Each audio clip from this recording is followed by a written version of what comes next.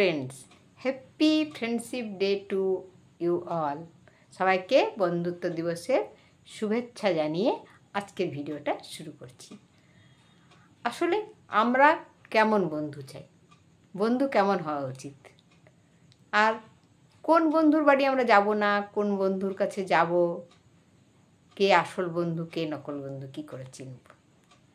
কবি বললেন, যে প্রাণী অভ্যাগত দেখি বক্র বদনে বুঝে আঁখি, বন্ধু হেলে হে জানো তুহি তা গ্রহে জীবা নজগাই।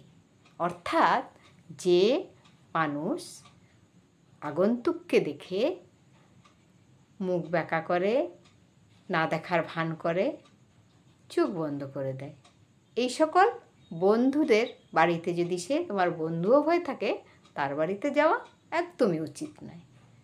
তাহলে কার বাড়িতে যাব, কোন বন্ধুর বাড়িতে আমরা যাব? আবারও কবি বললেন, বন্ধুর আগমন দেখি উঠিব আসন উপেক্ষী, ভাবে আসিব কিছু দূর সম্ভ্রমে করি নমস্কার। হেমন্ত ব্যবহারে সাধবে বন্ধু পূজন্তি বিষ্ণুভাবে। বন্ধুর আগমন দেখলে পরে তুমি আসন ছেড়ে উঠে যাও, কিছু দূর এগিয়ে আসো, বন্ধুকে নিজের সাথে করে বাটির মধ্যে নিয়ে যাও আর তাকে প্রয়োজনে প্রণাম করো। এই রকমভাবেই সাধুজনেরা বন্ধুকে বিষ্ণু রূপে পুজো করেন, বন্ধুকে বিষ্ণু জ্ঞানে পুজো করেন। যারা আসল বন্ধুকে ভালোবাসেন তারাই, যেমনটা ভগবান শ্রীকৃষ্ণ করেছিলেন বন্ধু সুদামাকে।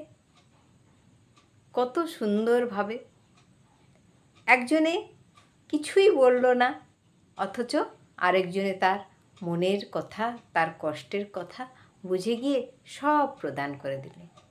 বন্ধু সুদামাকে নিজের ঘরে এনে নিজের সিংহাসনে বসিয়ে তার পা ধুয়ে দিয়ে, নিজের অঙ্গ বস্ত্র দিয়ে পা মুছিয়ে, তাকে সযত্নে খাইয়ে দাইয়ে অভ্যর্থনা করে তবেই তিনি তাকে বাড়ি পাঠিয়েছিলেন।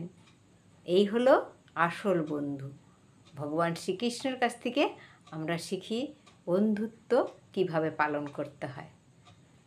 ভগবান শ্রীকৃষ্ণ নিজের জীবন দিয়ে, নিজের জীবন দশার মধ্যে নানান রকম উপায়ে আমাদের চলা বলা, কেমন থাকবো, কেমন করব, সব কিছু শিখিয়ে দিয়ে গেছেন। আর দিয়ে গেছেন গীতা জ্ঞান। যদি কোথাও সমস্যা হয়, কোনো কিছু বুঝতে কষ্ট হয়, তাহলে একবার গীতা পড়ে দেখো, সব সমস্যার সমাধান পেয়ে যাবে। আজকে এই বন্ধুত্ব দিবসে কৃষ্ণ সুদামার বন্ধুত্বের উদাহরণের থেকে আর বন্ধুত্বের উদাহরণ কি হতে পারে ভালো।